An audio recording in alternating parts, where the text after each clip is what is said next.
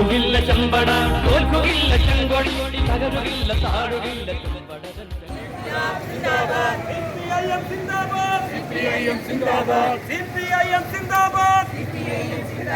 രക്തസാക്ഷികൾ സിന്ദാബാദ്, രക്തസാക്ഷികൾ സിന്ദാബാദ്.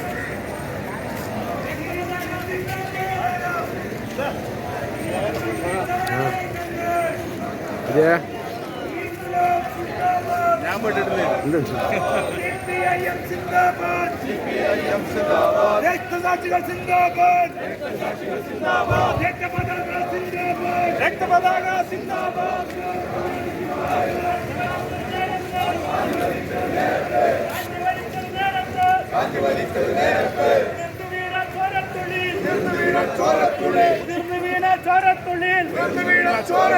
വളർന്നു വന്നൊരു പ്രസ്ഥാനം, കുഞ്ഞാലിയുടെ പ്രസ്ഥാനം, കുഞ്ഞാലിയുടെ പ്രസ്ഥാനം, കുഞ്ഞാലിയുടെ പ്രസ്ഥാനം.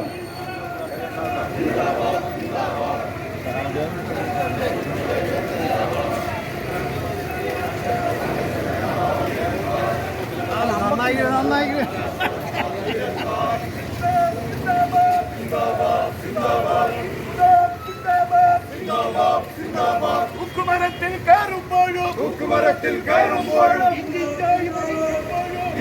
സംസാരിക്കുകയാണ്. രക്തസാക്ഷികൾ സിന്ദാബാദ്, രക്തസാക്ഷികൾ സിന്ദാബാദ്.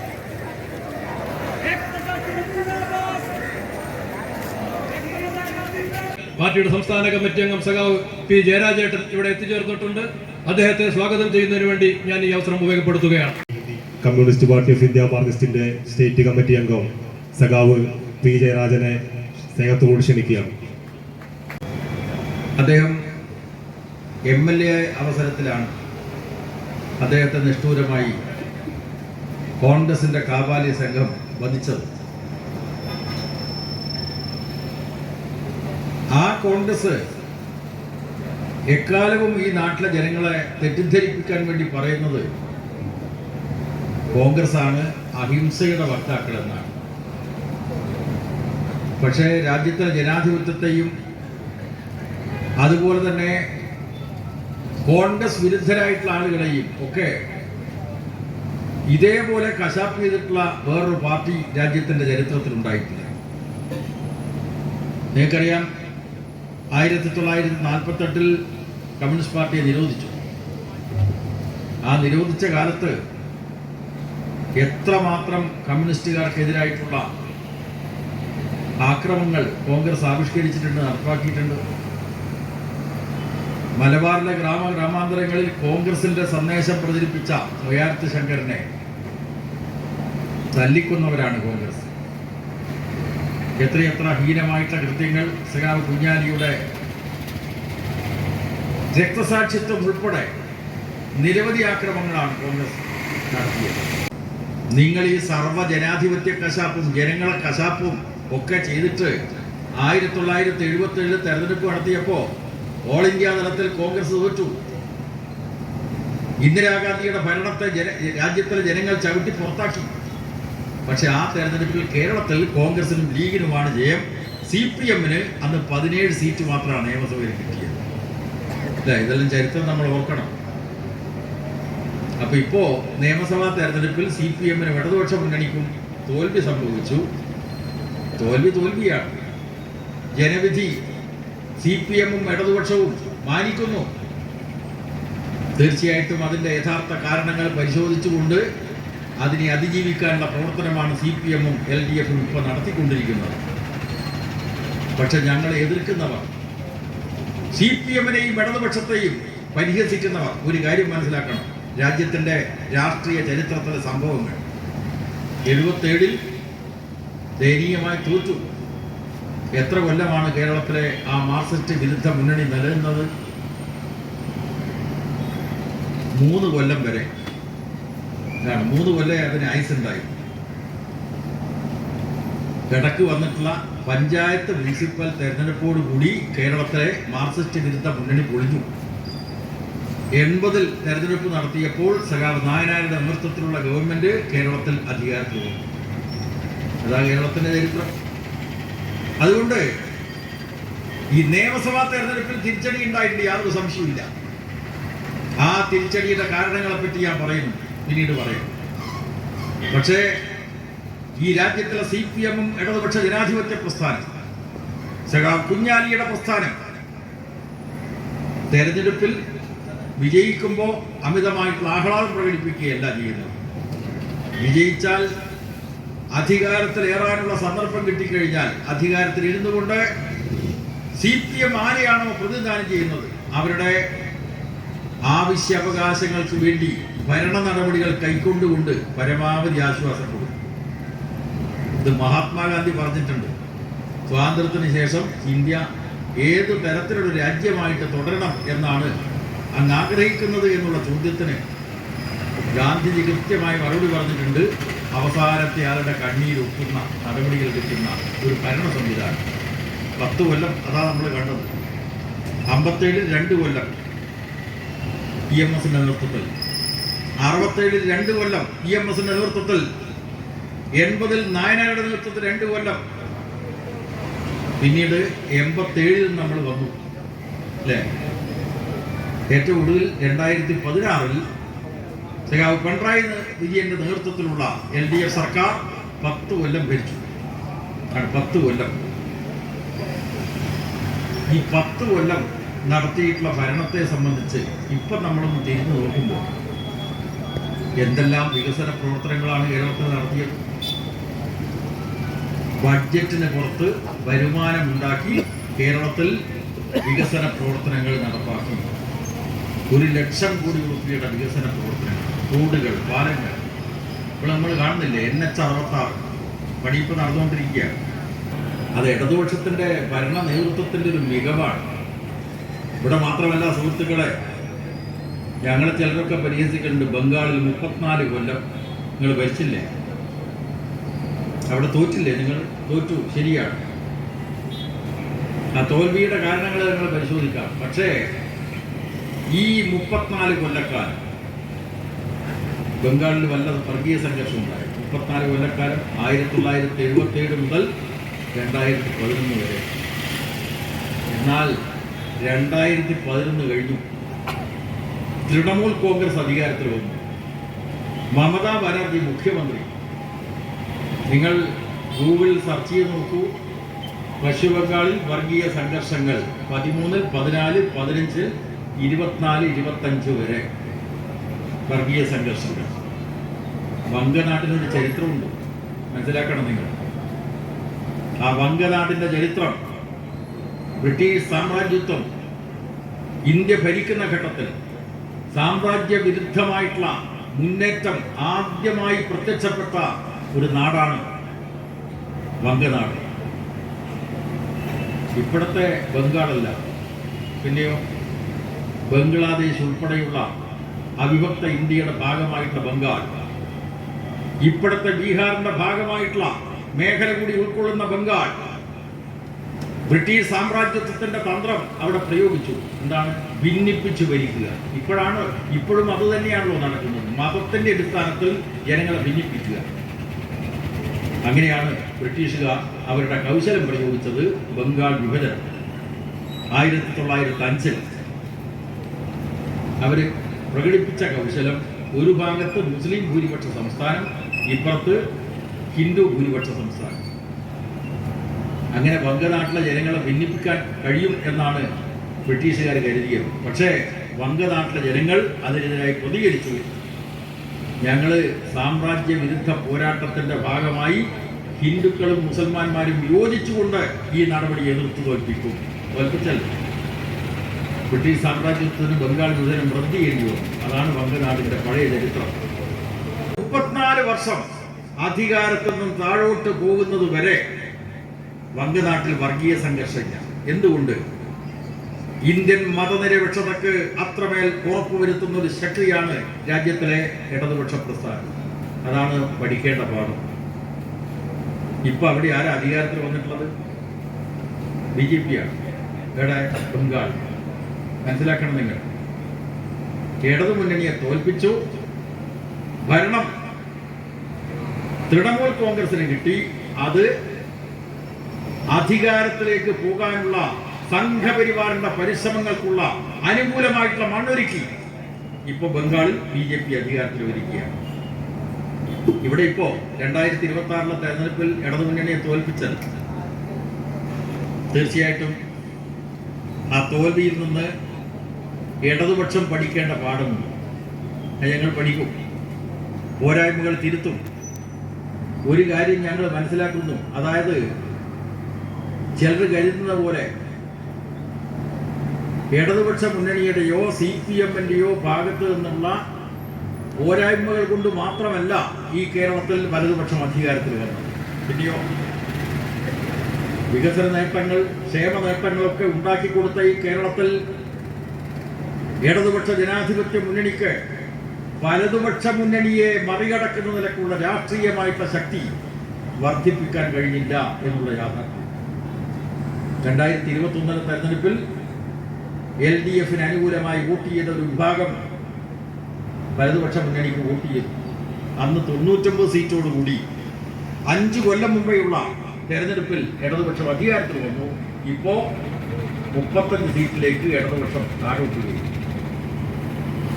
അപ്പോ രാഷ്ട്രീയ ബലാബലത്തിൽ ഇടതുപക്ഷത്തിന് അനുകൂലമായിട്ടുള്ള മാറ്റം ഉണ്ടാക്കാൻ വേണ്ടി ലക്ഷ്യബോധത്തോടു കൂടിയുള്ള പ്രവർത്തനം നടത്തേണ്ടിയിരിക്കുന്നു. അതാ CPM തീരുമാനിച്ചത്, LDF തീരുമാനിച്ചത്. ആ CPM എല്ലാ തലത്തിലും അത് സംബന്ധിച്ച് ചർച്ച ചെയ്ത് സംഘടനാപരമായിട്ടുള്ള പോരായ്മകളെ പരിഹരിച്ച് കേരളത്തിലെ രാഷ്ട്രീയ ബലാബലത്തിൽ മാറ്റം വരുത്തുന്നത്, ഇടതുപക്ഷ ജനാധിപത്യ മുന്നണിക്ക് അനുകൂലമായി ജനങ്ങളെ കൊണ്ട് ചിന്തിപ്പിക്കുന്ന നിലയിലുള്ള രാഷ്ട്രീയ സംഘടനാ പ്രവർത്തനം നടത്തണം. അതിനാണ് പാർട്ടി തീരുമാനിച്ചത്. അത് നല്ല നിലക്ക് നടത്താനുള്ള പ്രതിജ്ഞയാണ് സഖാവ് കുഞ്ഞാലിയെ പോലെയുള്ള ധീരനായിട്ടൊരു നേതാവിൻ്റെ സ്മരണ പുതുക്കുന്ന ഘട്ടത്തിൽ നമുക്കൊക്കെ ചെയ്യാനുണ്ട്. അത് CPIM ചെയ്യും. നമ്മുടെ പാർട്ടി സഖാക്കൾ ജനങ്ങളുമായിട്ടുള്ള ബന്ധം ദൃഢതരമാക്കിക്കൊണ്ട് ആ രാഷ്ട്രീയ ദൗത്യം ഏറ്റെടുക്കും. പക്ഷേ സമൂഹത്തോട് ഒരു കാര്യം CPM-ന് പറയാനുള്ളത്, ഇപ്പൊ സതീശന്റെ നേതൃത്വത്തിലുള്ള UDF-ന്റെ ഭരണമാണ്. ഭരണം വന്നല്ലോ. എന്താ ഈ മുന്നണിയുടെ പേര്? ഐക്യ ജനാധിപത്യ മുന്നണി. വല്ല ഐക്യമുണ്ടോ? 140 സീറ്റിൽ 102 സീറ്റുമായിട്ടാണല്ലോ അധികാരത്തിൽ വന്നത്. തുടക്കത്തിൽ തന്നെ തമ്മിലടി, അല്ലെ? തുടക്കത്തിൽ തന്നെ തമ്മിലടി. വകുപ്പ് വിഭജനം വലിയ പ്രശ്നമായി. അതവര് ഒരു തരത്തിൽ പരിഹരിച്ചു. ഇപ്പൊ എന്താ കേരളത്തിലെ UDF ഗവൺമെന്റിന്റെ അജണ്ട എന്താണ്?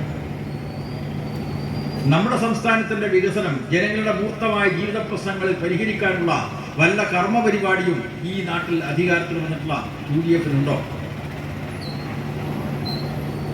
അവർക്ക് യാതൊരു പരിപാടിയില്ല. ഇത് എത്രമാത്രം അപകടം ചെയ്യും എന്ന് മുന്നറിയിപ്പ് നൽകുകയാണ്. അത് അധികാരം നഷ്ടപ്പെട്ടുകൊണ്ട് മാത്രം പറയുന്നതല്ല. അതുകൊണ്ടാണ് ഞാൻ ബംഗാളിന്റെ അനുഭവം പറഞ്ഞത്. ഈ കേരളത്തിലെ UDF ഭരണകാലത്തെ എങ്ങനെയാണ് BJP നോക്കിക്കാണുന്നത്? ഈ തെരഞ്ഞെടുപ്പിൽ BJPക്ക് 3 സീറ്റ് കിട്ടിയിട്ടുണ്ട്. അവർ വലിയ ആഹ്ലാദത്തിലാണ്. ആ 3 സീറ്റ് അവർക്ക് കിട്ടാൻ ആരാണ് സഹായിച്ചത്? UDF-ആണ്. ഇടതുപക്ഷ മുന്നണിയെ ഭരണത്തിൽ നിന്ന് പുറത്താക്കണം. അതിന് ഏതറ്റം വരെയും പോയി വലതുപക്ഷ മുന്നണിയെ എങ്ങനെയെങ്കിലും അധികാരത്തിൽ കൊണ്ടുവരിക. അതുകൊണ്ട് UDF-ന്റെ ഭരണകാലം സംഘപരിവാറിനെ സംബന്ധിച്ചിടത്തോളം ഒരു വെടിമരുന്നുണക്കാനുള്ള കാലമാണ്. അങ്ങനെ അവർ കണക്കാക്കുന്നത്. പറയുന്നത് ഇവിടുത്തെ കോൺഗ്രസ്സുകാരും ലീഗുകാരും എല്ലാവരും എഴുതി വെച്ചോ, വെടിമരുന്നുണക്കാനുള്ള സമയമാണ് UDF-ന്റെ ഭരണകാലം. നല്ല പദമുള്ള കാലമായിട്ടാണ്. പദമുള്ള മണ്ണ് എന്ന് പറഞ്ഞാൽ മനസ്സിലായി അല്ലേ? പദമുള്ള മണ്ണായി. BJPക്ക് പടിപടിയായിട്ട് മുന്നോട്ട് പോകാനുള്ള പദമുള്ളൊരു കാലാവസ്ഥയായിട്ടാണ് സംഘപരിവാർ ഇതിനെ കണക്കാക്കുന്നത്. കേരളം കീഴടക്കാനുള്ള RSS പദ്ധതി വിജയിപ്പിക്കാനുള്ള അനുകൂലമായിട്ടുള്ള അവസരമായിട്ടാണ് അവർ കണക്കാക്കുന്നത്. അതുകൊണ്ടാണ് ഞാൻ പറഞ്ഞത്, ഇത് സംഘപരിവാറിനെ സംബന്ധിച്ചിടത്തോളം ഒരു വെടിമരുന്നുണക്കാനുള്ള സമയമാണ്. വെടി പൊട്ടിപ്പോ CPIM കൊടുക്കുന്ന മുന്നറിയിപ്പാണ്, LDF കൊടുക്കുന്ന മുന്നറിയിപ്പാണ്. അതുകൊണ്ട് ഇന്നത്തെ ഇന്ത്യയിൽ മതനിരപേക്ഷത സംരക്ഷിക്കാനുള്ള പോരാട്ടം, ജനാധിപത്യം സംരക്ഷിക്കാനുള്ള പോരാട്ടം, സാമൂഹ്യ നീതി സംരക്ഷിക്കാനുള്ള പോരാട്ടം അത് CPM നേതൃത്വത്തിലുള്ള ഇടതുപക്ഷം ഏറ്റെടുക്കണം എന്നാണ് തീരുമാനിച്ചത്. അത് ഏറ്റെടുത്തിട്ടില്ലെങ്കിൽ കേരളം മതനിരപേക്ഷതയുടെ തുരുത്തായിട്ട് നിലനിൽക്കുന്ന കേരളം അത് ഇല്ലാതാകുന്ന ഒരു കേരളത്തിലേക്ക് പോകും, ഒരു വർഗീയ കേരളമായി മാറ്റപ്പെടും. ഇത് ജനങ്ങളാകെ ഗൗരവമായിട്ട് കണക്കെടുക്കേണ്ട കാര്യമാണ്. CPM അനുഭാവികൾ മാത്രമല്ല, LDF അനുഭാവികൾ മാത്രമല്ല, വലതുപക്ഷത്തോടൊപ്പം നിൽക്കുന്ന ആളുകൾ മതനിരപേക്ഷത വേണം, ജനാധിപത്യം വേണം, നമ്മുടെ ഭരണഘടനാ മൂല്യങ്ങൾ നിലനിൽക്കണമെന്ന് ആഗ്രഹിക്കുന്ന എല്ലാവരും ഗൗരവപൂർവ്വം ആലോചിക്കേണ്ട കാര്യമാണ് ഈ പറയുന്നത്. രാജ്യത്ത് നടത്തിയിട്ടുള്ള നീറ്റ് പരീക്ഷ, ആ നീറ്റ് പരീക്ഷ എന്ന് പറയുന്നത് കുട്ടികളാകെ വലിയ പ്രതീക്ഷയോടുകൂടിയായിരുന്നു. നല്ലോണം പഠിച്ച് നല്ല ശതമാനം മാർക്ക് നേടി MBBSന് പ്രവേശനം നേടണം. ആ ഉദ്ദേശത്തോടു കൂടി നീറ്റ് പരീക്ഷ എഴുതി കാത്തിരുന്ന ആളുകളെ നിരാശപ്പെടുത്തും വിധം കേന്ദ്രം ഭരിക്കുന്ന മോദി സർക്കാർ അഴിമതിയുടെ ഭാഗമായി, അഴിമതി നടത്തുന്നതിന് വേണ്ടിയിട്ടാണ് ചോദ്യപേപ്പർ ചോർത്തി. എന്താ ഈ അഴിമതിയുടെ കാര്യം? രാജ്യത്തുടനീളം ഈ പരീക്ഷയ്ക്ക് എഴുതുന്ന കുട്ടികളെ ട്യൂഷൻ സെന്ററിൽ എത്തിക്കുക, സ്വകാര്യ ട്യൂഷൻ സെന്ററുകളിൽ. ആ സ്വകാര്യ ട്യൂഷൻ നടത്തുന്ന കമ്പനികൾ, സ്ഥാപനങ്ങൾ, അവര് ലക്ഷക്കണക്കിന് റുപ്യ കാശ് വാങ്ങിച്ചിട്ട് ഈ നീറ്റ് പരീക്ഷയുടെ ചോദ്യപേപ്പർ ഈ കുട്ടികൾക്ക് എത്തിച്ചു കൊടുക്കും. അപ്പോ പൈസ കൊടുക്കുന്നവർക്ക് ചോദ്യപേപ്പർ കിട്ടും. ഇതാണ് BJP ഭരണത്തിലുണ്ടായത്. പരാമർശം നടത്തിയപ്പോൾ അഭിജിത്ത് ദീപ് കെ എന്ന ഈ CJPയുടെ സ്ഥാപകൻ, അദ്ദേഹം ഒരു പട്ടികജാതി വിഭാഗത്തിൽപ്പെട്ട ചെറുപ്പക്കാരനാണ്. അമേരിക്കയിലാണ് പഠിക്കുന്നത്. അപ്പോൾ പഠിക്കുന്ന ആ ചെറുപ്പക്കാരൻ അഭിജിത്ത് സോഷ്യൽ മീഡിയയിൽ പോസ്റ്റ് ചെയ്തു, അങ്ങനെയാണെങ്കിൽ ഞങ്ങൾ പാറ്റകളെ പോലെ പെരുകിക്കൊണ്ടിരിക്കും, പാറ്റകളായിട്ട് ഞങ്ങൾ പ്രവർത്തിക്കും, പാറ്റകളുടെ ഒരു പാർട്ടി ഉണ്ടാക്കും, കോക്രോച്ച് ജനതാ പാർട്ടി. അങ്ങനെയാണ് കോക്രോച്ച് ജനതാ പാർട്ടി ഉണ്ടായത്. അപ്പൊ ഇത് വന്നപ്പോ നമ്മുടെ രാജ്യത്തിലെ ചീഫ് ജസ്റ്റിസിന് തോന്നി ഇത് മോശമായിപ്പോയി. അപ്പൊ അദ്ദേഹം പറഞ്ഞു, ഈ തൊഴിലില്ലാത്ത മുഴുവൻ ചെറുപ്പക്കാരെയും പറ്റിയല്ല ഞാൻ പറഞ്ഞത്, പിന്നെ നിയമവിരുദ്ധമായി യോഗ്യത നേടുന്ന ആളുകളെ കുറിച്ചാണ്. മനസ്സിലായില്ലേ? ഉടനെ അഭിജിത്ത് ദീപ് കെയുടെ പ്രതികരണം, അത് രാജ്യത്തിലെ പ്രധാനമന്ത്രിയെ പറ്റി ഇങ്ങനെ പരോക്ഷമായി പറയാൻ പാടില്ലായിരുന്നു. മനസ്സിലായില്ലേ? പരിഹസിക്കുക, നല്ല പ്രസൻസ് ഓഫ് മൈൻഡ് കാണിച്ചു, പ്രത്യുൽപ്പന്ന മതിച്ചു ഈ ചെറുപ്പക്കാരൻ. അപ്പോ ഈ ചെറുപ്പക്കാരന്റെ മുൻകൈയോടുകൂടി തൊഴിലില്ലാതെ നടക്കുന്ന ഈ നാട്ടിലെ യുവാക്കൾ വലിയ ആവേശപൂർവ്വം ഈ കോക്രോച്ച് ജനതാ പാർട്ടി ഏറ്റെടുത്തു. സോഷ്യൽ മീഡിയയിൽ വൈറലായി. അഭിജിത്ത് ഡൽഹിയിൽ വിമാനമിറങ്ങി. ഇറങ്ങുമ്പോൾ അദ്ദേഹത്തിന് അറിയാം മോദിയാണ് ഭരിക്കുന്നത്, BJPയാണ് ഭരിക്കുന്നത്, അതിൽ നിയന്ത്രിക്കുന്നത് RSS ആണ്. അത് ഫാസിസ്റ്റ് സ്വഭാവമുള്ള ഒരു ശക്തിയാണ്. ഇന്ദിരാഗാന്ധി 77 നടത്തിയതുപോലെ ഫാസിസ്റ്റ് സ്വഭാവങ്ങൾ കൃത്യമായി പ്രകടിപ്പിക്കുന്ന ഒരു ശക്തിയാണ് ഈ രാജ്യം ഭരിക്കുന്നത്. അതുകൊണ്ട് തനിക്ക് പിന്തുണ വേണം. അങ്ങനെ ഇടതുപക്ഷ വിദ്യാർത്ഥി സംഘടനകളുണ്ട്, SFI, AESF, അതിന്റെ നേതാക്കന്മാരെ ബന്ധപ്പെട്ടു.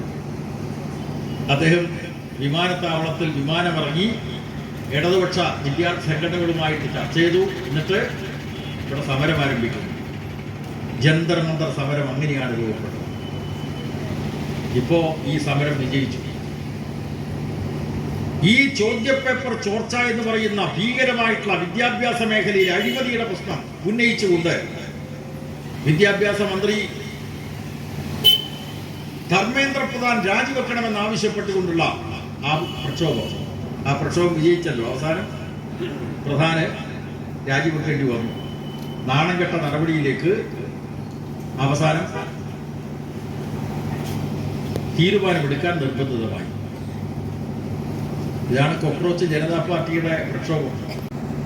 ഈ CJPയുടെ കോക്രോച്ച് ജനതാ പാർട്ടിയുടെ വക്താവ് കൃത്യമായിട്ട് അഭിനന്ദനം രേഖപ്പെടുത്തി.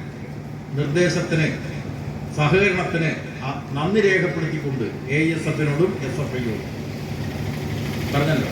അപ്പോൾ ഇടതുപക്ഷത്തിന് ഈ രാജ്യത്തിലെ ജനാധിപത്യ വ്യവസ്ഥയിൽ എന്താണ് സ്ഥാനം എന്നത് തെളിയിക്കപ്പെടുന്ന നിലയിലുള്ള ഒരു പ്രക്ഷോഭത്തിന് നമ്മൾ സാക്ഷ്യം വഹിച്ചിരിക്കുകയാണ്. പ്രമോദും നമ്മുടെ ധർമ്മേന്ദ്ര പ്രധാൻ രാജിവെക്കേണ്ടി വരും. രക്ഷയില്ല. രാജ്യത്തുടനീളം പ്രക്ഷോഭം വരുന്നു. നമ്മുടെ കേരളത്തിൽ നിന്ന് വിദ്യാർത്ഥികളും യുവാക്കളും ഡൽഹിയിലേക്ക് പുറപ്പെട്ടു. മലയാളികൾ വളരെ പ്രധാനപ്പെട്ട പങ്കുവഹിച്ചു ഈ പ്രക്ഷോഭം വിജയിപ്പിക്കുന്നതിന് വേണ്ടി. ഇതാണ് മോദി ഭരണം.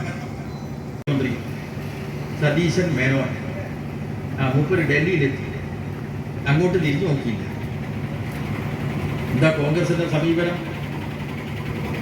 രാഹുൽ ഗാന്ധി തുടക്കത്തിൽ പറഞ്ഞത് ഇതിന്റെ ഈ പ്രക്ഷോഭത്തിന്റെ പിന്നിൽ എന്തോ ആലോചനയാണ്.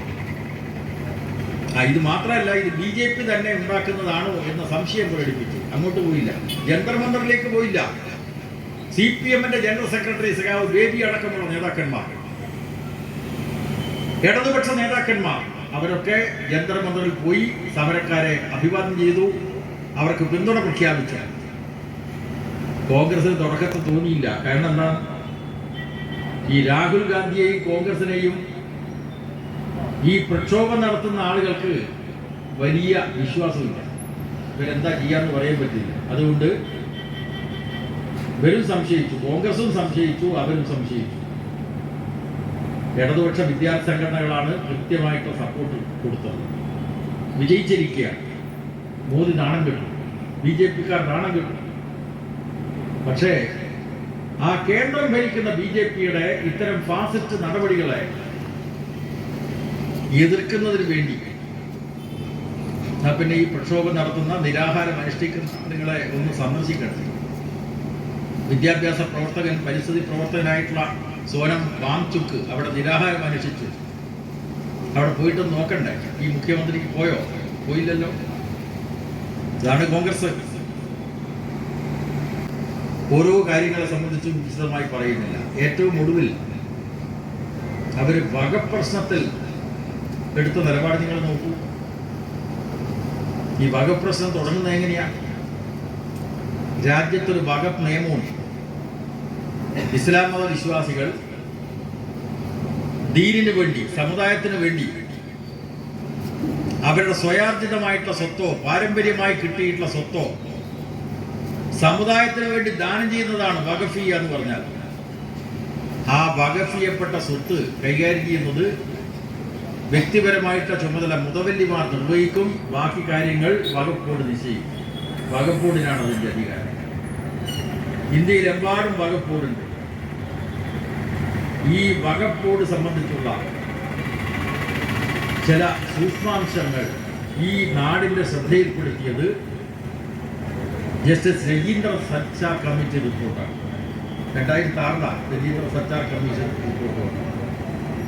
ആ റിപ്പോർട്ടിൽ ഈ ജസ്റ്റിസ് രജീന്ദ്ര സച്ചാറിൻ്റെ കമ്മീഷൻ എഴുതി വെച്ചു, നാട്ടിൽ രാജ്യത്തുടനീളം വഖഫ് സ്വത്തുകൾ അന്യാധീനപ്പെട്ടിട്ടുണ്ട്. വഖഫ് ചെയ്യപ്പെട്ട സ്വത്തുകൾ പലരും കൈയടക്കുക. ആ ചില്ലറക്കാരൊന്നുമല്ല. പിന്നെയോ അംബാനിയെ പോലെയുള്ള വലിയ കുത്തകളൊക്കെ മുംബൈയിലെ പ്രധാനപ്പെട്ട കണ്ണായ സ്ഥലം കൈവശപ്പെടുത്തിയിട്ടുണ്ട്. വഖഫ് സ്വത്താണ്, നിയമപരമായിട്ട് വഖഫ് സ്വത്ത്. പക്ഷേ കോർപ്പറേറ്റുകളൊക്കെ കൈയടക്കിയിരിക്കുകയാണ്. അപ്പം അതുകൊണ്ട് അന്യാധീനപ്പെട്ട വഖഫ് സ്വത്തുകൾ സംരക്ഷിക്കണം. അതിനെ തുടർന്ന് കേരളത്തിൽ ഈ വഖഫ് സ്വത്ത് അന്യാധീനപ്പെട്ടത് സംബന്ധിച്ച് അന്വേഷിക്കാൻ VS-ന്റെ കാലത്ത് പാലോളി ഈ വഖഫിന്റെ വകുപ്പ് കൈകാര്യം ചെയ്യുന്ന സമയത്ത് റിട്ടയേർഡ് ജഡ്ജി MA നിസാറിനെ കമ്മീഷനായിട്ട് നിയോഗിച്ചിട്ടുണ്ട്. ആ കമ്മീഷന്റെ റിപ്പോർട്ട് ഇപ്പൊ നമുക്ക് കിട്ടും. അതിലെന്തെല്ലാം പറഞ്ഞു വെച്ചെന്നറിയോ? ഈ നമ്മുടെ ലീഗുകാർ പറയുക മുസ്ലിം ന്യൂനപക്ഷത്തിന്റെ താല്പര്യം സംരക്ഷിക്കുന്ന പാർട്ടിയാണ് ലീഗ്. പക്ഷെ വഖഫ് സ്വത്ത് കൈമാറി കിട്ടിയിട്ടുള്ള പണം ഈശയിലാക്കിയ വിദ്വാന്മാരായി ലീഗിന്റെ നേതാക്കൾ. അതിൽ ഞെട്ടിക്കുന്ന റിപ്പോർട്ട് കണ്ണൂർ ജില്ലാ ലീഗിന്റെ കമ്മിറ്റി വർഷങ്ങൾക്ക് മുമ്പ് അന്ന് 50,000 രൂപ ലീഗിന്റെ ജില്ലാ കമ്മിറ്റിയുടെ സോവനീറിന് സംഭാവന കൊടുത്തു. അങ്ങനെ മനസ്സിലായി. വഖഫിൽ നിന്നുള്ള വരുമാനം അനാഥർക്ക്, നിരാലംബർക്ക് സഹായം എത്തിക്കാനുള്ളതാണ്. നിയമപ്രകാരം അങ്ങനെയാണ്. പക്ഷേ നിയമത്തിന്റെ കാര്യം മാത്രമല്ല, ധാർമ്മികമായി പോലും അതിനെ പിന്തുടരാതെ വഖഫിൽ നിന്നുള്ള വരുമാനം മുസ്ലിം ലീഗിന്റെ ജില്ലാ കമ്മിറ്റിക്ക് സോവനീർ അടിക്കാൻ വേണ്ടി കൊടുത്ത, അങ്ങനെയാണ് സാധാരണ നമ്മൾ പറയുമല്ലോ, തൊട കൊടുത്തതും സ്വാൻ ഗുരുവനായ തൊടല്ലാക്കുക. ഇതാണ് ഈ രാജ്യത്തിലെ ലീഗ്. ആ ലീഗിന്റെ ഇപ്പോഴത്തെ നിലപാടെന്താണ്? ഈ നാട്ടിലെ സാധാരണ ജനങ്ങൾ ആലോചിക്കണം. 2024 BJP മൂന്നാമതും അധികാരത്തിൽ വന്നപ്പോ വഖഫ് നിയമം ഭേദഗതിപ്പെടുത്തി. ആ വഖഫ് നിയമത്തിലെ 14-ാം വകുപ്പുണ്ട്. 14-ാം വകുപ്പ് അനുസരിച്ച് ഈ വഖഫ് ബോർഡുകൾ നോമിനേറ്റ് ചെയ്യുമ്പോൾ അതിൽ അമുസ്ലിങ്ങളെ നോമിനേറ്റ് ചെയ്യണം എന്നുള്ള വ്യവസ്ഥ ഉൾപ്പെടുത്തി. ഇത് വലിയ നിലക്ക് വികാരമുണ്ടാക്കുന്ന വിഷയമല്ല. ഇസ്ലാം മത വിശ്വാസം അനുസരിച്ച് വഖഫ് ചെയ്യപ്പെടുന്ന സ്വത്ത് കൈകാര്യം ചെയ്യുന്ന വഖഫ് ബോർഡിൽ ആ മുസ്ലിങ്ങളെ നോമിനേറ്റ് ചെയ്യണം. ഇതാണ് വ്യവസ്ഥ. വലിയ എതിർപ്പുണ്ടായി. കേരളത്തിലെ LDF സർക്കാർ അതിൻ്റെ കൂടെ നിന്നു. കോടതി, സുപ്രീം കോടതിയിൽ ഹർജി വന്നു. അതിൽ കേരളത്തിലെ സർക്കാർ കക്ഷി ചേർന്നു. മുസ്ലിം ലീഗ് ഹർജി കൊടുത്തു. ആ കേസ് ഇപ്പോൾ സുപ്രീം കോടതിയിൽ നിലനിൽക്കുന്ന അവസരത്തിൽ ഹൈക്കോടതിയിൽ ഒരു BJPയുടെ സംസ്ഥാന പ്രസിഡന്റായിട്ടുള്ള വിദ്വാൻ ഒരു ഹർജി കൊടുക്കുന്നു, കേസ് കൊടുത്തു. അതിൽ പറഞ്ഞു, ഈ വഖഫ് നിയമം ഭേദഗതിപ്പെടുത്തിയതനുസരിച്ച് ആ മുസ്ലിങ്ങൾ ബോർഡിൽ കൊണ്ടുവരണം. പക്ഷേ ഇപ്പോൾ കൊണ്ടുവന്നിട്ടില്ല. LDF സർക്കാരിന്റെ കാലത്ത് നോമിനേറ്റ് ചെയ്തിട്ടുള്ള ബോർഡിൽ ആ മുസ്ലിങ്ങളില്ല. അതുകൊണ്ട് ആ ബോർഡിന് തീരുമാനമെടുക്കാൻ അവകാശമില്ല എന്ന് പറഞ്ഞുകൊണ്ടാണ് BJPയുടെ സംസ്ഥാന വൈസ് പ്രസിഡന്റ് ഷോൺ ജോർജ് ഹൈക്കോടതിയിൽ ഹർജി കൊടുക്കുന്നത്. നമ്മുടെ സതീശന്റെയും കുഞ്ഞാലിക്കുട്ടിയുടെയും കോടതിയിലെ പ്രതിനിധികൾ അവിടെ പോയി പറഞ്ഞു, ഈ ഹർജിക്കാരൻ പറയുന്നതല്ല ശരിയാണ്, ഞങ്ങളത് പരിഹരിക്കും എന്ന് പറഞ്ഞാൽ ആ മുസ്ലിങ്ങളെ നോമിനേറ്റ് ചെയ്യുന്നു. നിങ്ങൾ ആലോചിച്ച് നോക്കുക. നമ്മുടെ നാട്ടിൽ ക്ഷേത്ര കമ്മിറ്റി, ഹിന്ദു വിഭാഗത്തിൻ്റെ ആരാധനാലയത്തിലെ കമ്മിറ്റി ഇതര സമുദായത്തിൽപ്പെട്ട, ഇതര മതത്തിൽപ്പെട്ട ആളുകളെ നോമിനേറ്റ് ചെയ്യണം എന്ന് പറഞ്ഞാൽ സ്വാഭാവികമായിട്ടും അത് പ്രശ്നങ്ങൾ ഉണ്ടാക്കില്ല. ദേവസ്വം ബോർഡിൽ മലബാർ ദേവസ്വം ബോർഡുണ്ട്, കൊച്ചി ദേവസ്വം ബോർഡുണ്ട്, അതുപോലെ തിരുവിതാംകൂർ ദേവസ്വം ബോർഡുണ്ട്. ആ ദേവസ്വം ബോർഡുകൾ ഹിന്ദു വിഭാഗത്തിൽപ്പെട്ട ആരാധനാലയങ്ങളുടെ ഭരണ നിയന്ത്രണത്തിന് വേണ്ടിയിട്ടാണ് നിശ്ചയിക്കുന്നത്. അതിനകത്ത് ഇതര മതസ്ഥന്മാരെ നോമിനേറ്റ് ചെയ്യുന്നു പറഞ്ഞാൽ എത്രമാത്രം അനീതിയാണ്. ഈ അനീതിയെ ചോദ്യം ചെയ്തുകൊണ്ട് സുപ്രീം കോടതിയിലുള്ള ഹർജി പരിഗണിക്കും മുമ്പ് കോൺഗ്രസിന്റെയും ലീഗിന്റെയും നോമിനേറ്റഡ് ആയിട്ടുള്ള അഭിഭാഷകന്മാർ കോടതിയിൽ പറയുന്നു, അത് ഞങ്ങൾ പരിഹരിക്കും, ആ മുസ്ലിങ്ങളെ നോമിനേറ്റ് ചെയ്യും.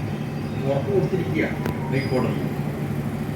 കോടതി തീർപ്പാക്കി ആ നോമിനേറ്റ് ചെയ്യുന്നത് വരെ ഇവര് ബോർഡ് നയപരമായ തീരുമാനം എടുക്കരുത് എന്ന് പറഞ്ഞിട്ട് കോടതി ഉത്തരവായിരിക്കുകയാണ്. ഇത് വലിയ പ്രശ്നമായിരുന്നു. ലീഗിനകത്ത് വിഷയമായി. ലീഗിനിപ്പോൾ ഒന്നും മിണ്ടാൻ പറ്റുന്നില്ല. ലീഗിന്റെ നാവ് പുറത്തു വരുന്നില്ല. നിങ്ങൾക്ക് ഓർമ്മയുണ്ടായിരിക്കുമല്ലോ, ഈ ലീഗ് സഖാവ് പിണറായി വിജയൻ ഭരിക്കുമ്പോൾ എന്തെല്ലാം കളിയാണ് വഖഫുമായി ബന്ധപ്പെട്ട് നടത്തിയത് അല്ലേ? വളരെയധികം കൊല്ലങ്ങൾക്ക് മുമ്പൊന്നുമല്ല. 2021 ഡിസംബർ അന്നേരത്തെ ഒരു പ്രശ്നമുണ്ടായി.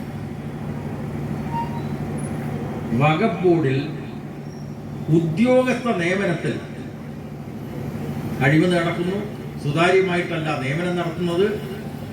ഇങ്ങനെയുള്ള ആക്ഷേപങ്ങൾ വന്നപ്പോൾ അന്നത്തെ ഗവൺമെന്റ് പറഞ്ഞു, നമുക്കത് സുതാര്യമായിട്ട് നിയമനം നടത്തണം. പൈസ കൊടുത്തവർക്ക് ജോലി കിട്ടുന്ന ഏർപ്പാട് പറ്റില്ല, അതുകൊണ്ട് പബ്ലിക് സർവീസ് കമ്മീഷൻ വിടാം. ആദ്യഘട്ടത്തിൽ ആരും എതിർത്തില്ല.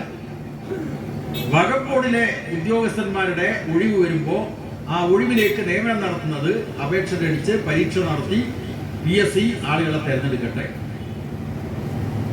ഇത് വന്നപ്പോ ലീഗ് പ്രശ്നം ഉണ്ടായി. കാരണം ഇതേ വിഷയം, ആ മുസ്ലിങ്ങളെ വഖഫ് സ്വത്തുകൾ കൈകാര്യം ചെയ്യാനുള്ള ഉദ്യോഗസ്ഥന്മാരുടെ കൂട്ടത്തിൽ ആ മുസ്ലിങ്ങളെ കുത്തിച്ചെലുത്താൻ വേണ്ടി പിണറായി സർക്കാർ ശ്രമിക്കുന്നു. ഇതായിരുന്നു ഉയർത്തിയിട്ടുള്ള വികാരം. അതിനുവേണ്ടി അവർ മതസംഘടനകളുടെ യോഗം വിളിച്ചു. എന്നിട്ട് ലീഗുകാർ പറഞ്ഞു, നമുക്ക് പള്ളിയിൽ പ്രസംഗം നടത്തണം, കുത്തുബ പ്രസംഗം നടത്തണം, അല്ലേ? കുത്തുബ പ്രസംഗം നടത്തണം. വെള്ളിയാഴ്ച ഉച്ചക്ക് കുത്തുബ പ്രസംഗം നടത്തുമ്പോൾ പിണറായി സർക്കാരിനെതിരായിട്ട് പ്രസംഗിക്കണം. എവിടെ? ആരാധനാലയത്തിൽ രാഷ്ട്രീയ പ്രസംഗം നടത്തണം എന്ന് തീരുമാനിച്ചു. മുഖ്യമന്ത്രിയായിരുന്ന സഖാവ് പിണറായി മതസംഘടനാ നേതാക്കന്മാരെ വിളിച്ചു, ചർച്ച ചെയ്തു. എന്താ നിങ്ങളുടെ പ്രശ്നം? അപ്പോൾ മതസംഘടനകൾ പറഞ്ഞു, ഇങ്ങനെ ഒരു ആശങ്കയുണ്ട്. സഖാവ് പിണറായി പറഞ്ഞു, അത് നമുക്ക് പരിഹരിക്കാം. PSCക്ക് വിട്ടാൽ അമുസ്ലിങ്ങളായിട്ടുള്ള ആളുകൾ വകുപ്പോട് കൈകാര്യം ചെയ്യുന്ന ഉദ്യോഗസ്ഥന്മാരായിട്ട് വരുന്നത് ഒഴിവാക്കുക തന്നെ വേണം. ഇതിലാണ് LDF സർക്കാർ നിൽക്കുന്നത്. അതുകൊണ്ട് ഇതിനൊരു സ്പെഷ്യൽ റിക്രൂട്ട്മെന്റ് ബോർഡാവാം. Special recruitment board. അപ്പോൾ ആദരണീയനായിട്ടുള്ള ജിഫ്രി തങ്ങളും അതുപോലെ കാന്തപുരം മുസ്ലിയാരും പറഞ്ഞു, ഞങ്ങൾക്ക് തൃപ്തികരമാണ്.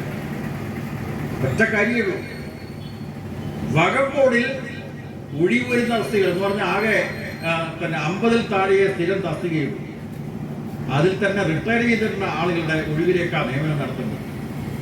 ചില്ലർ നിയമന പ്രശ്നത്തിന്റെ പേരിൽ ഇവരെന്താ ചെയ്തത്? പള്ളിയിൽ കുത്തുബ പ്രസംഗം നടത്തണം, പിണറായി സർക്കാരിനെതിരായിട്ട് പ്രസംഗിക്കണം. മനസ്സിലായില്ലേ? ഇത് മാത്രമല്ല, റാലി നടത്തണം, വഖഫ് സംരക്ഷണ റാലി. ഇപ്പോഴും ഉണ്ടാവും ലീഗ് ഓഫീസിൽ പോസ്റ്റ്. കോഴിക്കോട് നടത്തിയ വഖഫ് സംരക്ഷണ റാലിയുടെ പോസ്റ്റ് ഉണ്ടാവുമല്ലോ. ഇപ്പോൾ ലീഗുകാരോട് ഞങ്ങൾ ചോദിക്കുകയാണ്, നിങ്ങൾ പറഞ്ഞതിന് വല്ല വിലയുണ്ടോ? ഉണ്ടോ? എന്താ നിങ്ങൾ പറഞ്ഞത്? വഖഫ് ബോർഡിലെ ഉദ്യോഗസ്ഥ നിയമനത്തിൽ അമുസ്ലിങ്ങൾ വരും. CPM-ഉം ഇടതുപക്ഷവും അമുസ്ലിങ്ങളെ വഖഫ് ബോർഡിലെ ഉദ്യോഗസ്ഥന്മാരായിട്ട് നിശ്ചയിക്കുന്നു എന്ന് ആക്ഷേപം ഉന്നയിച്ചവർക്ക് ഇപ്പൊ എന്താ പറയേണ്ടത്? കേന്ദ്ര നിയമത്തിൽ വഖഫ് ബോർഡുകളിൽ അമുസ്ലിങ്ങൾ വരുന്നത് ഒഴിവാക്കണമെന്നുള്ള ഉറച്ച നിലപാടാണ് കേരളത്തിലെ ഇടതുപക്ഷത്തിനുണ്ടായിരുന്നത്, സർക്കാരിനുണ്ടായിരുന്നത്, CPM-നുണ്ടായിരുന്നത്. ലീഗ് അതനുസരിച്ചാണ് ഹർജി കൊടുത്തത്. എന്നിട്ടിപ്പോ നിങ്ങളുടെ വക്കീലന്മാർ ഹൈക്കോടതിയിൽ കൊടുത്ത ഉറപ്പെന്താണ്? അമുസ്ലിങ്ങളെ ഞങ്ങൾ നോമിനേറ്റ് ചെയ്തുള്ള, അല്ലേ? അന്ന് മുഖ്യമന്ത്രി ഇടപെട്ട് ചർച്ച ചെയ്തതിനെ തുടർന്ന് സ്പെഷ്യൽ റിക്രൂട്ട്മെന്റ് ബോർഡിൽ നിന്ന് നിയമനം വിടാം, അതുകൊണ്ട് അമുസ്ലിങ്ങളായിട്ടുള്ള ആരും വഖഫ് ബോർഡിലെ ഉദ്യോഗസ്ഥന്മാരായിട്ട് വരില്ല എന്ന് ഉറപ്പിച്ചു. അതിന്റെ അടിസ്ഥാനത്തിൽ കാന്തപുരവും ജിഫ്രി തങ്ങളും ആ സമരത്തിൽ നിന്ന് പിൻവാങ്ങി. പക്ഷെ ലീഗ് എന്താ ചെയ്തത്? കോഴിക്കോട് കടപ്പുറത്ത് വഖഫ് സംരക്ഷണ റാലി നടത്തിയ പ്രസംഗിക്ക് ഓർമ്മയുണ്ടല്ലോ, അല്ലേ? പിണറായിക്കെതിരായിട്ടുള്ള മുദ്രാവാക്യം. ചെത്തുകാരൻ കോരന്റെ മോന് സ്ത്രീധനം കിട്ടിയ നാടല്ല കേരളം എന്ന് കോഴിക്കോട് കടപ്പുറത്ത് മുദ്രാവാക്യം വിളിച്ച ലീഗുകാരെ ഇപ്പൊ എന്താ നിങ്ങൾക്കൊന്നും പറയാൻ പറ്റാത്തത്? പറയണ്ടേ നിങ്ങൾ, അല്ലേ? അന്ന് റിയാസിനെതിരായിട്ട് മുദ്രാവാക്യം വിളിച്ചു. ഇങ്ങനെ മതവികാരം ഇളക്കി വിട്ടുകൊണ്ട് CPM വിരുദ്ധമായിട്ടുള്ള നിലപാട് സ്വീകരിച്ച ലീഗുകാരെ നിങ്ങൾക്ക് എന്താ ഇപ്പം സമൂഹത്തോട് പറയാനുള്ളത്? നിങ്ങൾ പറയണ്ടേ? വഖഫ് ബോർഡിനകത്ത് അമുസ്ലിങ്ങളായിട്ടുള്ള ആളുകളെ നോമിനേറ്റ് ചെയ്യണം എന്നുള്ള കേന്ദ്ര സർക്കാരിന്റെ നിയമവ്യവസ്ഥയോട് എന്താണ് കോൺഗ്രസിന്റെ നിലപാട്? എന്താണ് ലീഗിന്റെ നിലപാട്? പറയണ്ടേ അത്? എന്ന് പറഞ്ഞാൽ കൃത്യമായിട്ടൊരു നിലപാടില്ലാത്തൊരു സർക്കാരാണ് ഇപ്പം കേരളം ഭരിച്ചുകൊണ്ടിരിക്കുന്നത്. അതുകൊണ്ടാണ് ഞാൻ നേരത്തെ പറഞ്ഞത്, സംഘപരിവാർ ശക്തികൾ നല്ല സന്തോഷത്തിലായി ഈ സതീശൻ സർക്കാരിന്റെ ഭരണം മുന്നോട്ട് പോകും. അതിന് ആത്മീയ പ്രഭാഷണങ്ങൾ നടത്തുക, ക്ഷേത്രങ്ങളിൽ ആത്മീയ പ്രഭാഷണം നടത്തുന്നതിന് ആരും എതിരല്ല, നല്ല കാര്യമല്ല. ഇപ്പോൾ ഇത് ഈ മാസത്തിനൊരു പ്രത്യേകതയുണ്ട്. ഇത് മാസം കർക്കിടക മാസമാണ്, അല്ലേ? പഞ്ഞക്കർക്കിടക മാസം. എത്രയോ കാലമായിട്ട് കർക്കിടക മാസത്തിൽ ജോലിയൊന്നുമില്ല, കനത്ത മഴയായിരിക്കും. ആ സമയത്ത് നമ്മൾ രാമായണം വായിക്കും, അല്ലേ? നമ്മളൊക്കെ വീടുകളിൽ എത്രയോ കാലമായി രാമായണം വായിച്ചുകൊണ്ടിരിക്കുകയാണ്. യാതൊരു പ്രശ്നവുമില്ല. രാമായണം വായിക്കട്ടെ, മഹാഭാരതം വായിക്കട്ടെ, ഗീത വായിക്കട്ടെ, ഒരു പ്രശ്നമില്ല. പക്ഷേ ഒരു രാമായണ മാസാചരണം ആര് തുടങ്ങി വെച്ചതായത്? RSS തുടങ്ങി വെച്ച ഏർപ്പാടാണ്. ആ രാമായണ മാസ പ്രഭാഷണത്തിലൂടെ വിശ്വാസികളെ വർഗീയതയുടെ ആശയങ്ങളിലേക്ക് വഴിതെറ്റിക്കുക. ഇത് ആസൂത്രിതമായ ശ്രമമാണ്. ഇതുപോലെ ചില ക്ഷേത്രങ്ങളിൽ ഭാഗവത സപ്താഹ യജ്ഞം, മനസ്സിലായി, കണ്ണൂരിലെ ഒരു അമ്പലത്തിൽ ഭാഗവത സപ്താഹ യജ്ഞത്തിന് പ്രഭാഷണം നടത്താൻ ഒരു സ്വാമി വന്നു. ഒരു ചൈതന്യ സ്വാമിയാണ്, കാവ്യ കൊടുത്തൊരു സ്വാമി. ആ സ്വാമി വന്നു, മുന്നിലിരിക്കുന്നു. ഏറ്റവും കൂടുതൽ സ്ത്രീകളാണല്ലോ അങ്ങോട്ട് കൂടുതലായിട്ടുണ്ടാകും ഒരുമാതിരി പകൽ പ്രഭാഷണങ്ങൾ. അപ്പോൾ ഭാഗവതത്തിൽ ഒരു ശ്ലോകം ചൊല്ലുക, എന്നിട്ട് അതിന് വ്യാഖ്യാനം കൊടുക്കുക. അപ്പോൾ വ്യാഖ്യാനം പറഞ്ഞ് പിന്നെ അവസാനം കമ്മ്യൂണിസ്റ്റുകാരെ പറ്റി പറയുക, പിണറായി വിജയനെ പറ്റി പറയുക.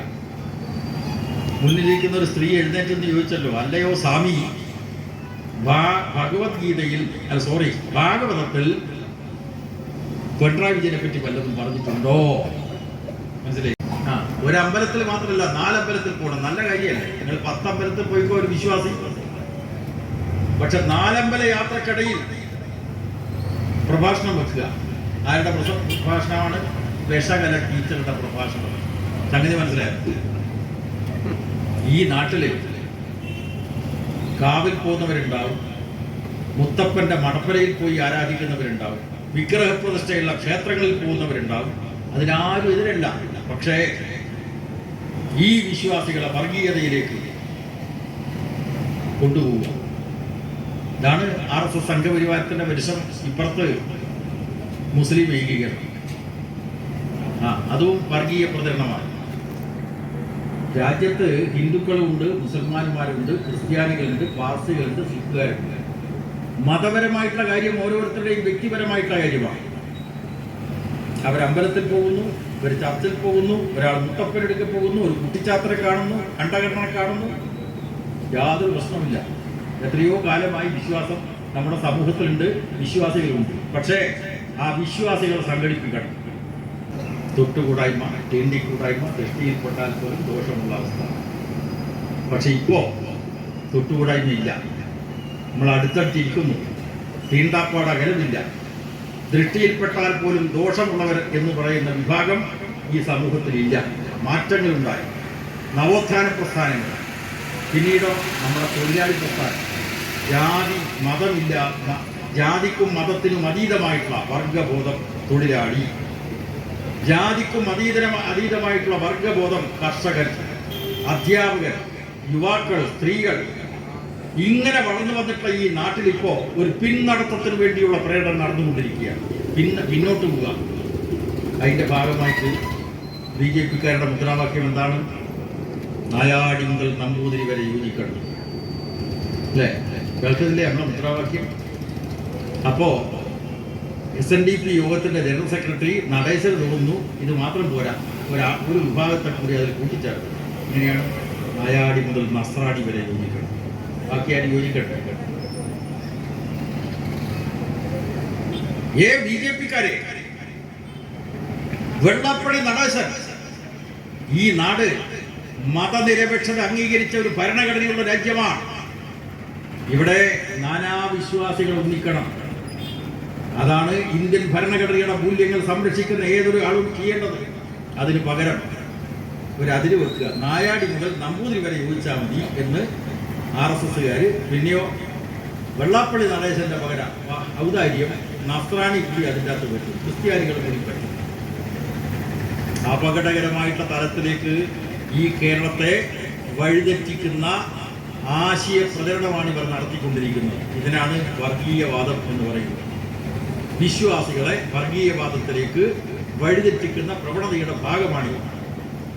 പുതിയ തലമുറക്കൊന്നും അറിയില്ല ആരായി നായാടി, എങ്ങനെയാണ് നായാടി ജീവിച്ചിരുന്നത്. പുതിയ തലമുറക്കറിയോ? നമ്മുടെ രാഷ്ട്രപിതാവായിട്ടുള്ള മഹാത്മാഗാന്ധി 1920 ആദ്യമായിട്ട് കേരളത്തിൽ വന്നത്. അന്ന് മഹാത്മാഗാന്ധി പറഞ്ഞത് ഹിന്ദു മുസ്ലിം ഐക്യം, എന്തിന്? ബ്രിട്ടീഷുകാരെ പുറത്താക്കണം. സ്വാതന്ത്ര്യത്തിന് വേണ്ടിയുള്ള പോരാട്ടത്തിൽ ബ്രിട്ടീഷ് സാമ്രാജ്യത്വത്തെ പുറത്താക്കാൻ വേണ്ടി ഹിന്ദുക്കളും മുസൽമാന്മാരും യോജിക്കണം. അന്ന് മൗലാന ഷൗക്കത്ത് അലിയോടൊപ്പം കോഴിക്കോട് കടപ്പുറത്ത് നടത്തിയിട്ടുള്ള പ്രസംഗത്തിൽ മഹാത്മാഗാന്ധി ഈ ഐക്യമാണ് ഊന്നി പറഞ്ഞത്. പിന്നെ അദ്ദേഹം വന്നത് 25-ൽ. അത് വൈക്കം ക്ഷേത്ര സമരത്തിന്റെ പശ്ചാത്തലത്തിലാണ്. എന്താ വൈക്കം ക്ഷേത്ര സമരത്തിന്റെ ആവശ്യം?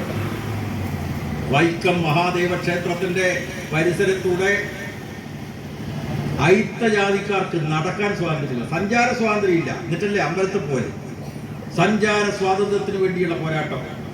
11 മാസം പിന്നിട്ടിട്ടും ആവശ്യം അംഗീകരിക്കാത്ത ഇണ്ടംതുരുത്ത് നമ്പൂതിരിയുടെ ക്ഷേത്ര ഊരാളന്മാരുടെ നടപടിയിൽ പ്രതിഷേധിച്ചുകൊണ്ട് ആ പ്രശ്നം എങ്ങനെയെങ്കിലും തീർക്കാൻ പറ്റുമെന്നുള്ള ദൗത്യത്തിന്റെ ഭാഗമായിട്ടാണ് 25-ൽ മഹാത്മാഗാന്ധി കേരളത്തിലെത്തിയത്. 27-ൽ അദ്ദേഹം വന്നു. 1927 പാലക്കാട് ഒരു വീട്ടിൽ താമസിക്കുന്നതിനിടയിൽ ഒരു ശബ്ദം കുറച്ച് കേട്ടു. എഴുന്നേറ്റപ്പോൾ ഒരു ശബ്ദം. അപ്പോൾ കൂടെയുള്ള ആൾ ചോദിച്ചു, എന്താ കേൾക്കുന്ന ശബ്ദം? ഗാന്ധിജിക്ക് മനസ്സിലായി. അപ്പോൾ ഗാന്ധി പറഞ്ഞു മനസ്സിലായില്ല. അപ്പോൾ മഹാത്മജി അത് ഒരു നായാടി ഭിക്ഷ യാചിക്കുന്ന ശബ്ദമാണ്. മനസ്സിലായോ? നായാടി ഭിക്ഷ യാചിക്കുന്ന ശബ്ദം. എങ്ങനെയാണ് നായാടി ഭിക്ഷ യാചിക്കുക? മരത്തിൻ്റെ മറയത്തിരുന്ന്, കഴുതക്കൂട്ടത്തിൻ്റെ മറയത്തിരുന്ന് മറ്റുള്ളവരോട് മുഖാമുഖം ഭിക്ഷയാചിക്കുവാൻ അധികാരമില്ലാത്ത അടിമവർഗമായിട്ട് കഴിഞ്ഞിട്ടുള്ള ആ നായാടിയോട് ഇന്ന് BJP-ക്കാർ പറയുന്നത് നായാടി മുതൽ നമ്പൂതിരി വരെ യോജിക്കണം. അപ്പോ അന്നത്തെ അടിമത്തമില്ലാത്തൊരു കാലത്ത് ആ അടിമ സമുദായത്തിൽപ്പെട്ടിട്ടുള്ള നായാടി സമുദായത്തിൽപ്പെട്ടിട്ടുള്ള ഇന്നത്തെ യുവതിക്കും യുവാവിനും തോന്നുന്നത് ഞാൻ ഹിന്ദുവായിട്ട് ശക്തിപ്പെടുകയല്ലേ ചെയ്യുന്നത് എന്നുള്ള സംശയമാണ്. മനസ്സിലായി? നായാടിക്ക് തോന്നുക ഞാൻ ശക്തിപ്പെടുകയല്ലേ ചെയ്യുന്നത് ഹിന്ദുവായിട്ട് ആണോ? ഇവിടെ ഞാൻ നേരത്തെ പറഞ്ഞതുപോലെ ജാതിക്കും മതത്തിനും അതീതമായിട്ടുള്ള സാമൂഹ്യ ബോധം, അതിനെ തുടർന്ന് ഇടതുപക്ഷ പ്രസ്ഥാനങ്ങൾ, കമ്മ്യൂണിസ്റ്റ് പ്രസ്ഥാനങ്ങൾ ഉണ്ടാക്കിയെടുത്ത വർഗബോധം, അതിലുപരിയായിട്ടുള്ള വർഗരാഷ്ട്രീയം, ഇങ്ങനെയൊക്കെ മുന്നോട്ട് വന്നിട്ടുള്ള നമ്മുടെ നാടിനെ പിന്നോട്ട് വലിക്കാനുള്ള ആസൂത്രിതമായിട്ടുള്ള ശ്രമമാണ് വർഗീയവാദികൾ നടത്തിക്കൊണ്ടിരിക്കുന്നത്. നായാടിക്ക് അനുഭവിച്ച പഴയ ജാതി അടിമത്തം ചരിത്രത്തിന്റെ ഭാഗമാണ്. അത് ഓർമ്മിപ്പിക്കണം. എങ്ങനെയാണ് ഇന്നത്തെ നിലയിലേക്ക് മാറിയത് എന്ന് നമ്മൾ പഠിപ്പിക്കണം. ഒരേ സമുദായം, നീണ്ടാപ്പാട് അകലം നിൽക്കേണ്ടി വന്ന സമുദായമാണ്. ആ ഒരേ സമുദായത്തിൽപ്പെട്ട ആളുകൾക്ക് ഇന്ന് തെറ്റായിട്ടുള്ള ചില തോന്നൽ വരിക, ഞാൻ ഹിന്ദുവായിട്ട് ശക്തിപ്പെടുകയല്ലേ ചെയ്യുന്നത്. പിന്നെയോ ഈഴവന് തീയന് തോന്നുക, നായർക്ക് തോന്നുക, നമ്പൂതിരിക്ക് തോന്നുക. കേരളീയ നവോത്ഥാനം എന്ന് പറയുന്നത് നമ്പൂതിരി സമുദായം അടക്കമുള്ള എല്ലാ സമുദായങ്ങളിലും അന്ധവിശ്വാസങ്ങൾ, അനാചാരങ്ങളൊക്കെ ഇല്ലാതാക്കിയിട്ടുള്ള നവോത്ഥാനത്തിന്റെ പ്രവർത്തനങ്ങളുടെ മേഖലയായിരുന്നു എല്ലാ ജാതി സമുദായങ്ങളും. അവിടെയാണ് ഒരു പിന്നോട്ട് പോക്കാനുള്ള പരിശ്രമം. അവിടെ നമ്മൾ ഇടപെടണം. ഈ സമൂഹത്തെ മുന്നോട്ട് നയിക്കുകയാണ് വേണ്ടത്. ഇങ്ങനെ ഇതര മതവിരോധം പ്രചരിപ്പിക്കുന്ന വ്യക്തികൾ, സംഘടനകളൊക്കെ ഈ നാട്ടിൽ പ്രവർത്തിച്ചുകൊണ്ടിരിക്കുന്നു. ഹിന്ദു വിഭാഗത്തിലും അതുപോലെ തന്നെ ഇസ്ലാം വിശ്വാസികൾക്കിടയിലും ചെറിയൊരു വിഭാഗമാണ്. ക്രിസ്ത്യാനികൾക്കിടയിലുണ്ട്. 2019 മുതൽ ക്രിസ്ത്യൻ സമുദായത്തിനിടയിൽ ഒരു സംഘടന പ്രവർത്തിക്കുന്നു. അതിൻ്റെ പേരാണ് Christian association and alliance for social action. ഇതാണ് ആ സംഘടനയുടെ പൂർണ്ണമായിട്ടുള്ള പേര്. ആദ്യഘട്ടത്തിൽ മുസ്ലിം വിരോധ ക്രിസ്ത്യാനികൾക്കിടയിൽ പ്രചരിപ്പിച്ചത്. അതിന്റെ ഭാഗമായി ലവ് ജിഹാദ്, പിന്നെയോ നർക്കോട്ടിക് ജിഹാദ്, മയക്കുമരുന്നിലൂടെ ജിഹാദ് നടത്തുന്നത്. എനിക്ക് വ്യക്തിപരമായിട്ടൊരു അനുഭവം ഉണ്ടായത് ഈ ഘട്ടത്തിൽ പറയാണ്. ജിഹാദ് അപ്പൊ കണ്ണൂർ സെൻട്രൽ ജയിലിലെ ഒരു തടവുകാരൻ, ശിക്ഷാ തടവുകാരനാണ്, UAPA കേസിലെ പ്രതിയാണ്. അപ്പോ ആ പ്രതി എനിക്കൊരു കത്തയച്ചു. എനിക്കൊരു പുസ്തകം വായിച്ചിട്ടാണ് കത്തയച്ചത്. കേരളം മുസ്ലിം രാഷ്ട്രീയത്തില്ല, മാതൃഭൂമി പുസ്തകം പ്രസിദ്ധീകരിച്ചതാണ്. ആ പുസ്തകം വായിച്ചിട്ട് ആ ചെറുപ്പക്കാരൻ പറഞ്ഞു, നിങ്ങളുടെ പുസ്തകത്തിലുള്ള ഒരു ഉദ്ധരണി എന്നെ ആകർഷിച്ചു. ആ ഉദ്ധരണി ലോകപ്രസിദ്ധനായിട്ടുള്ള ചിന്തകനും എഴുത്തുകാരനുമായിട്ടുള്ള സിയാമുദ്ദീൻ സർദാറിന്റെ സ്വർഗം തേടി എന്നുള്ള പുസ്തകത്തിലെ ഉദ്ധരണിയാണ്. ഞാൻ ഉദ്ധരണിയുടെ വിശദാംശങ്ങളിലേക്ക് പോവല്ല. അതിൽ പറയുന്നത്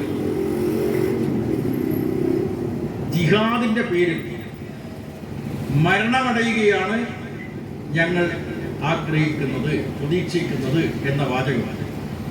മുസ്ലിം ബ്രദർഹുഡിനെ പോലെയുള്ള ഇസ്ലാമിസ്റ്റ് തീവ്രവാദികൾ ഈ ലോകത്തെമ്പാടും പ്രചരിപ്പിക്കുന്നു. എന്നിട്ട് സിയാവുദ്ദീൻ സർദാർ പറയുന്നത് അള്ളാഹുവിന്റെ മാർഗത്തിൽ ജീവിക്കുന്നതിനാണ് നമ്മൾ പ്രാധാന്യം കൊടുക്കേണ്ടത് എന്നാണ്.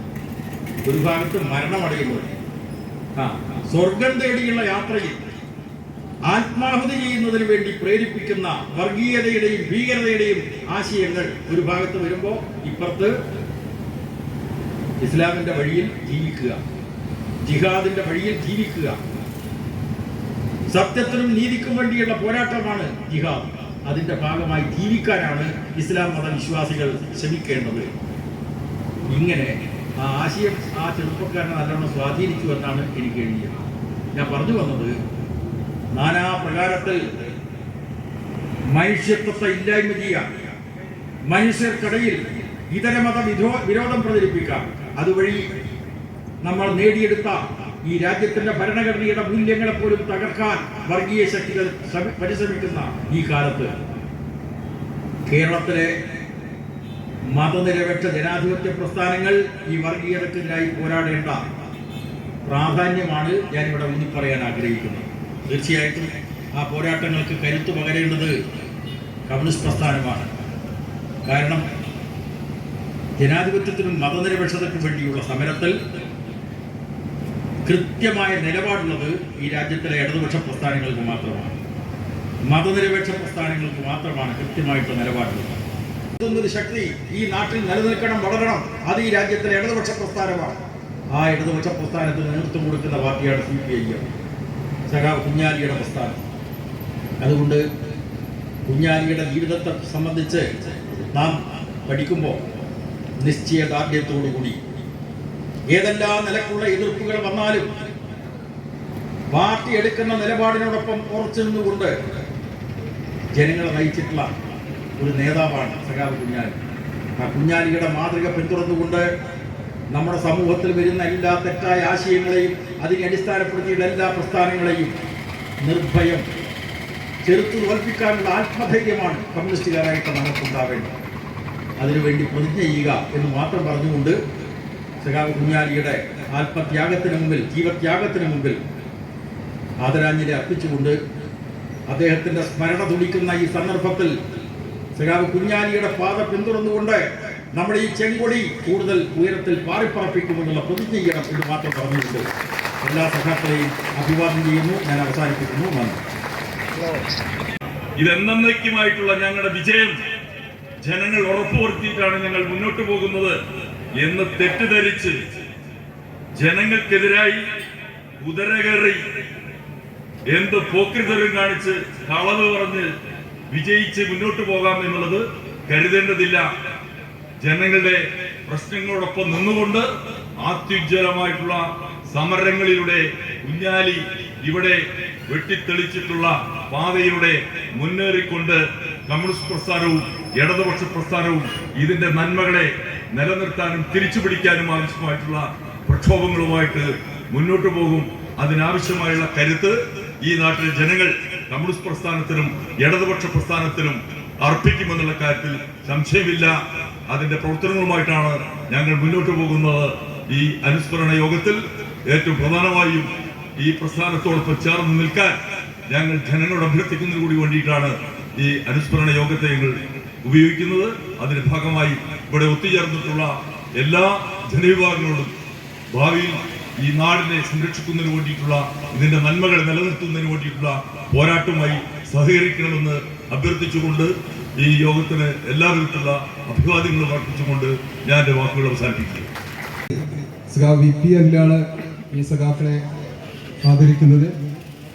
ആദ്യമായി ദീർഘകാലം പാർട്ടിയുടെ ഏരിയ കമ്മിറ്റി അംഗവും ചാലിയാർ ലോക്കൽ കമ്മിറ്റി മെമ്പറുമായിരുന്ന സെക്രട്ടറിയുമായിരുന്ന സഖാവ് ചേക്കുവക്ക, സഖാവ് കുഞ്ഞാലിയുടെ സഹപ്രവർത്തകൻ സഖാവ് C കുഞ്ഞുമുഹമ്മദ്, ദീർഘകാലം ജയിൽവാസം അനുഷ്ഠിച്ച സഖാവ് ആലിക്കുട്ടിയാക്ക,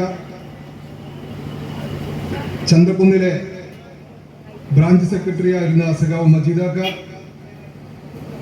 കർഷക തൊഴിലാളി യൂണിയന്റെ നേതാവായിരുന്ന സഖാവ് ജാനകിയെടുത്തി, മുക്കട്ടയിലെ സഖാവ് കുഞ്ഞാണിയാക്ക, മയ്യന്താണിയിലെ മുൻ ബ്രാഞ്ച് സെക്രട്ടറി ആയിരുന്ന സഖാവ് സുരേന്ദ്രേട്ടൻ, സഖാവ് ഗോവിന്ദേട്ടൻ, നിലമ്പൂർ പാർട്ടിയുടെ കോവിലകത്ത് മുറിയിലെ ബ്രാഞ്ച് സെക്രട്ടറിയും ലോക്കൽ കമ്മിറ്റി മെമ്പറുമായിരുന്ന നമ്മുടെ പ്രിയപ്പെട്ട രാമേട്ടൻ, കരിമ്പുഴ ബ്രാഞ്ചിന്റെ ദീർഘകാലത്തെ സെക്രട്ടറിയും ഇപ്പോൾ പൊട്ടിപ്പാറയിലെ ബ്രാഞ്ച് മെമ്പറുമായ സഖാവ് ഭാസ്കരേട്ടൻ, കോവിലകത്ത് മുറിയിലെ സഖാവ് സുരേന്ദ്രേട്ടൻ, പൊട്ടിപ്പാറയിലെ ദാമോദരേട്ടൻ, ദീർഘകാലം ദേശാഭിമാനിയുടെ ഏജന്റായി പ്രവർത്തിച്ചുകൊണ്ടിരിക്കുന്ന നമ്മുടെ ചക്കാലക്കുത്തിലെ മുമ്പതാക്ക, സഖാവ് അമ്പാടി രാമേന്ദ്രൻ തുടങ്ങിയവർ.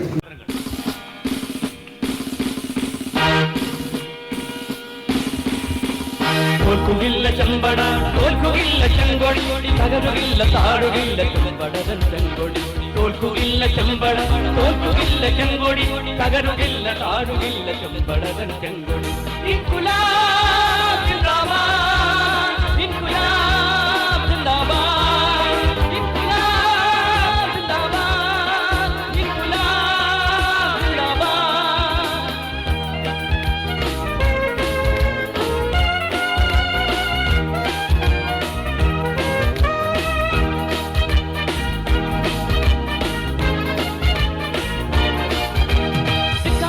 വീതിയിലൊഴുകിയ ചെണ്ടോരയിൽ നിറം കൊടുത്തുയർ കൊടുത്തുയർന്നതാടി ചെങ്കൊടി. ചിക്കാഗോ തെരുവീതിയിലൊഴുകിയ ചെണ്ടോരയിൽ നിറം കൊടുത്തുയർ കൊടുത്തുയർന്നതാടി ചെങ്കൊടി. മധ്യലിലുള്ള സംഹിത, മധ്യനക്ക് ചൂഷിനക്ക് മോചനക്ക് സംഹിത, മധ്യലിലുള്ള സംഹിത, മധ്യനക്കും ചൂഷിനക്ക് മോചനക്ക് സംഹിത. തകർമുഖൻ അഹങ്കരിച്ചിടേണ്ട സാമ്രാജ്യത്തെ. തോൽക്കുകില്ല ചെമ്പട, തോൽക്കുകില്ല ചെങ്കൊടി, തകരുകില്ല താഴുകില്ല ചെമ്പടതൻ ചെങ്കൊടി. തോൽക്കുകില്ല ചെമ്പട, തോൽക്കുകില്ല ചെങ്കൊടി, തകരുകില്ല താഴുകില്ല ചെമ്പടതൻ ചെങ്കൊടി. ഇൻകുലാബ് സിന്ദാബാദ്, ഇൻകുലാബ് സിന്ദാബാദ്, ഇൻകുലാബ് സിന്ദാബാദ്, ഇൻകുലാബ് സിന്ദാബാദ്.